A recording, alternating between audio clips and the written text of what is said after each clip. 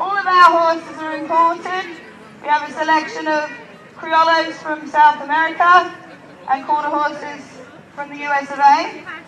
Riding the chocolate little horse here called Brazil is Jordan Sparks. Brazil is a 10-year-old criollo all the way from Argentina. Riding this beautiful little pretty Palomino here, whose name is Six Pack, is our head groom, Suki Hatcher. Yeah, I'm fine. Six Pack has not long been over with us, but we have 3 matched Palominos within our crew back home. This little girl here is called Mariana. She's all the way from Uruguay in South America. She's also another criollo. And I'm Chrissy McKinnon. I'm one of the trainers and teachers at Southern Schoolmasters. We've also got with us today Tina Aston Feast and Lynn Kingsnorth, who are the governors. Give us a wave, guys. Just look for any of us with the logo on our shirts and do come and have a chat. And I'm sure when you think of horse riding, and particularly Western riding, you've usually got quite a cliche picture in your head, probably something like this, of riding out in the open range, under the great big skies of Arizona or Texas, all the Tooth Bonanza music. Dun, dun, dun, dun, dun, dun, dun, dun, dun, dun. Kids, just ask your mum and dad about the music. And this is a big part of what we do. It's important with the distances that these sort of horses cover, but you might need to get round the ranch in good time. And certainly if there's a hot cup of coffee or tea waiting for you. Or you might think of it something more like this. Bum, bum, bum, bum, bum, bum, bum, just moseying on the trail on a Sunday afternoon. Now here in the UK, there are 2 main bodies to do with Western riding. The first is the BRCA, which is the British Rodeo and Cowboy Association, and they promote working horses that work with cattle still. And there is also WES, the Western Equestrian Society, which is more to do with showing. Suki and Jordan are going to show you a horsemanship pattern. In competition, this class is designed to show the teamwork between the horse and the rider through all the paces, and the pattern is usually decided by the judge. We use slightly different terms in Western to English. We use walk, jog, and lope rather than canter. The lope is a nice easy pace. It's very comfortable. You don't end up with your teeth rattling in your head.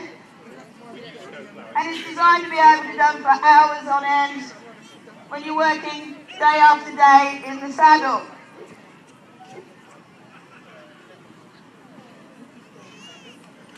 Side pass is also what you would consider here in England to be a more advanced dressage manoeuvre. Side pass is pretty standard for Western horses. It helps you get near to a gate, and even sometimes, and I remember in Australia my bail box was like 2 miles away. So it's really handy to be manoeuvrable, and particularly when you're with your friends. You can see from the reins that we hold here today, we use something called Texas split reins. And these are for working. It's when you're getting on and off the horse all the time, it saves you having to bring the reins up over the head. Here in the UK, you're not likely to be out herding cattle. So it's acceptable to ride with the reins in either hand, as we can show you. It's whatever preference. We do tend to, it's a lot easier though if you ride with the reins in your weaker hand, leaving your stronger hand free for your basic work. But Western horses don't originally start off working with 1 rein. They begin their training working with 2. And it's important that they learn this, so that they learn how to carry themselves, relax under the rider, and learn all the different manoeuvrability, keeping soft and calm. When they get to a certain level, they then switch to only working with the reins in one hand. And this is important. You might be roping a cow, for example. Or you might just be ordering pizza on your phone. Has anyone got the number for Domino's? But the signals are largely to keep it as a hands-free system, including things like our brakes, which in these horses are in our feet. Also with backing up, we use the feet as well, so that makes them a lot more manoeuvrable. Now in Southern Schoolmasters, we promote natural horsemanship, which I'm sure is a term that you've heard bandied around a lot recently, and it's important to be able to make a connection with a horse. This has practical value, so let us show you.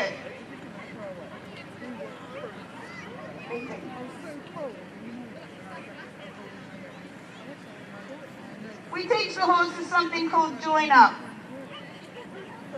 And by this I mean that if we're having to carry things and work around, that it's up to the horse to focus on us so that it leaves our hands free. The last thing you need, if you're carrying a whole lot of stuff, is to have the horse right in your personal space. Now you can see here with Mariana, I'm not making her turn, I'm not pulling her about. She keeps an eye on what my body is doing and makes sure that she just follows me. There's also something else quite amazing that we do.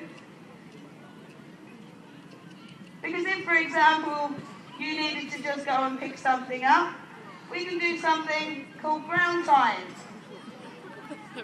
And it's really important that the horse understands that they're tied and don't take the opportunity to leg it back home to the homestead. Okay. Although I think Mariana's taking it as a buffet moment. It does have practical value. With the Western horses, to catch them as well, we only need to place the rein over the horse's neck. So by having one rein on the ground and one over her neck, as far as she's concerned, she's caught and she's also tied.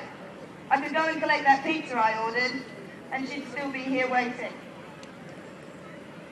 I think she'd be fuller though.